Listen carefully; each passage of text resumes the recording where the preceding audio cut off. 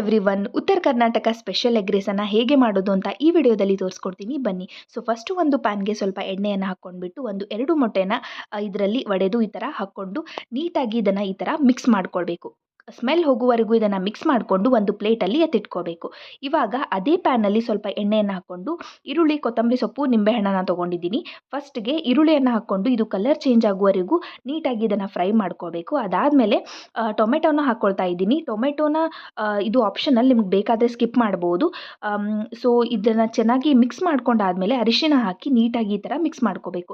ಇಲ್ಲಿ ನಾನು egg rice ಮಸಾಲಾನ ತೊಗೊಂಡಿದ್ದೀನಿ. ಅದನ್ನು ನೀರಿನ ಜೊತೆಗೆ ಮಿಕ್ಸ್ ಮಾಡಿಕೊಂಡು ಈ ಥರ ಒಗ್ಗರಣೆಯಲ್ಲಿ ಹಾಕ್ಕೊಂಡು ಚೆನ್ನಾಗಿ ಇದನ್ನು ಮಿಕ್ಸ್ ಮಾಡ್ಕೊಳ್ಬೇಕು.